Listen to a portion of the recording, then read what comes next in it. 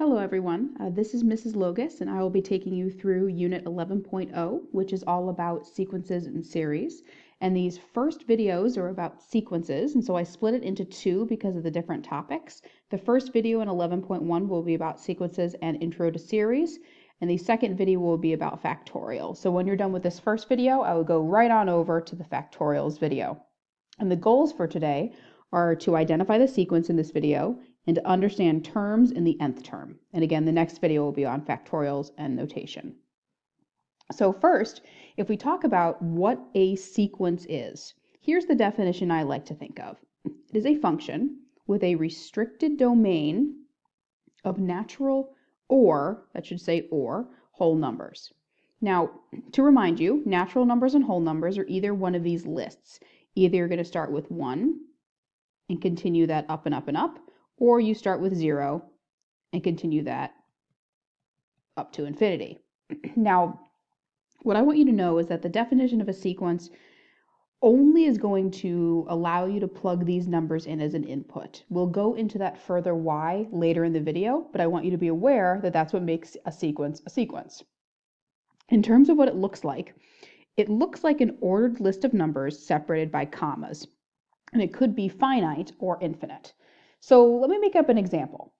If you have the pattern 2, 4, 6, 8, 10, this is considered a sequence because it is an ordered list of numbers separated by commas.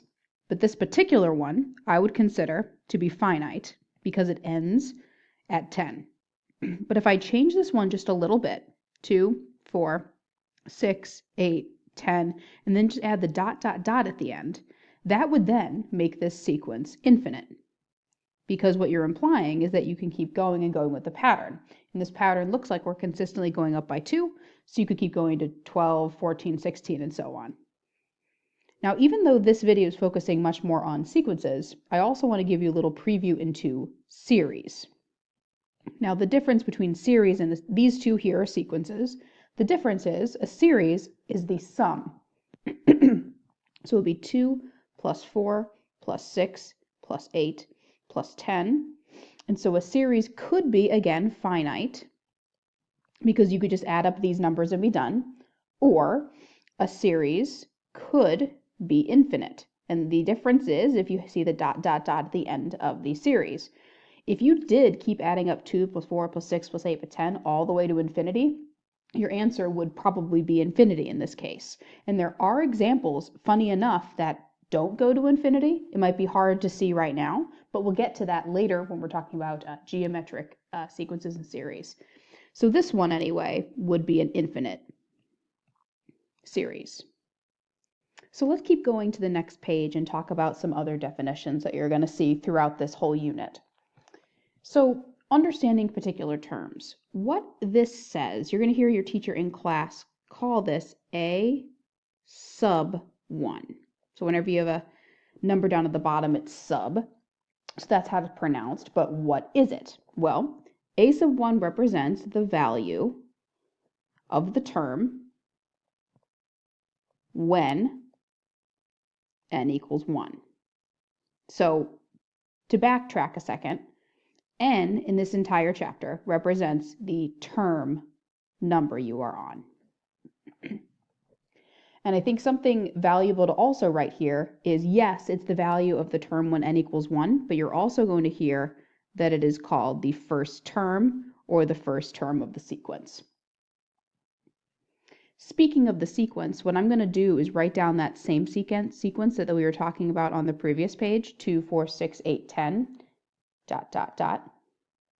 And I'm going to refer to it quite a bit throughout this page here. So if I were actually asking you what a sub 1 is in this situation, all of these values are really output values. This is a sub 1, a sub 2, a sub 3, a sub 4, a sub 5. So what n represents is your term number. So this is your first term number. This is where your second term is positioned, where your third term is positioned, fourth term, and fifth term.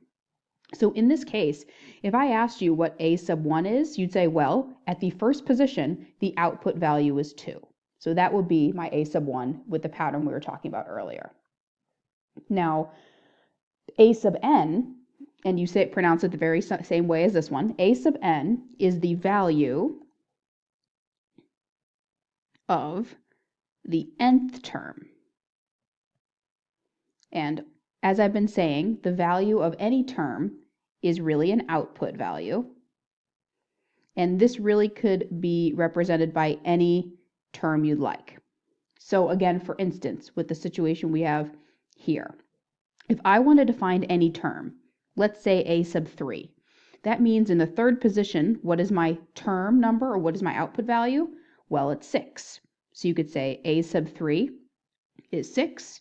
And if I wanted to find a sub 5, then you would say in the fifth position, when n is 5, the output value is 10.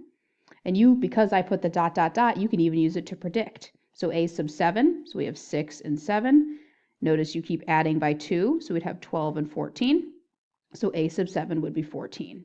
So this is what it means by the nth term, that you can put anything you'd like in there for n and find your output value in any position in your sequence.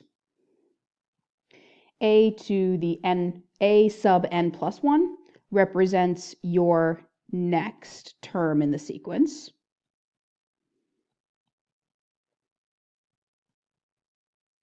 So for instance, if I had a sub 2, a sub n plus 1 is really a to the 2 plus 1, which is really a sub 3. And a sub n minus 1 really means your previous term in the sequence. And again, if I was given a sub 2 again, the previous term would really be a sub 2 minus 1, which makes sense why the previous term would be a sub 1, and makes sense why the next term would be a sub 3. So all of this vocabulary is going to help us when we're talking about different types of sequences later on. So it's really good to be familiar with it.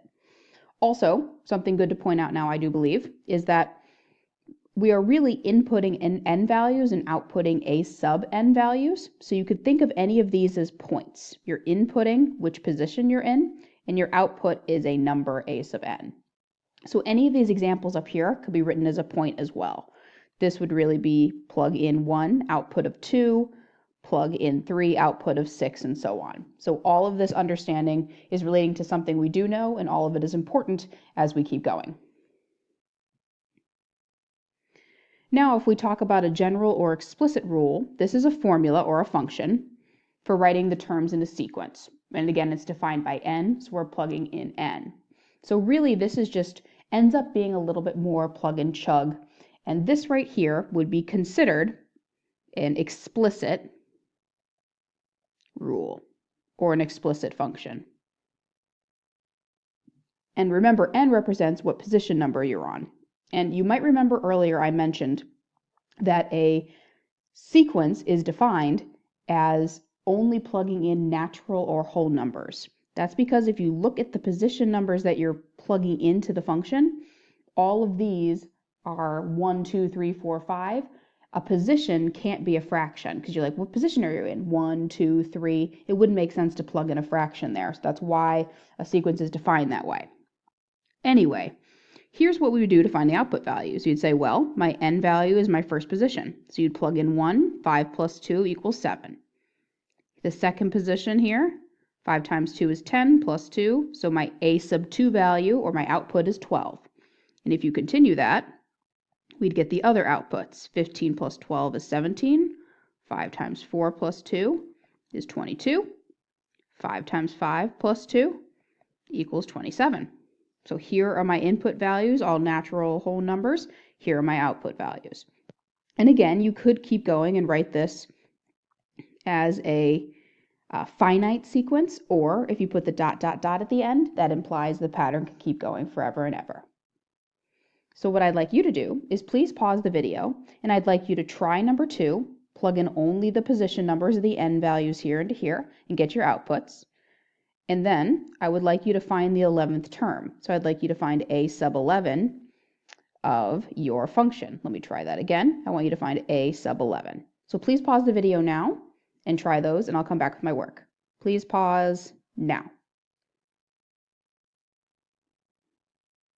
All right, guys, so to check back in with you, here are my output values for, or all my a sub n values For number 2, I plugged in the position of 1, got out 2. Position of 2, got out 5. So you could write your answers as a sub 1 equals 2, a sub 2 equals 5, or you could write them as points as well. I'm sure you should ask your teacher which one they'd prefer. So please check to see if your answers match mine here. It's really just a nice little plug and chug. The other one I wanted to go through was finding the 11th term. And remember, the 11 is considered an nth term. So anytime you see an n in this problem, you really would plug in 11. So you get negative 1 to the 11 minus 1 times 11 minus 1. So if we kept going, that would be negative 1 to the 10th power times 10 itself. Negative 1 to an even power, or a negative times itself 10 times, is positive. So this would really be a positive 1 times a positive 10. So my output value is 10. So again, I would just leave it as a sub 11 equals 10, but it'll also be useful later to think of it as input-output. All right, guys, we'll be practicing this more in class, and please at this time go on to the factorials video. The reason it's separated is because the topics are so different. I thought it would be more useful when you go back and study. All right, thank you.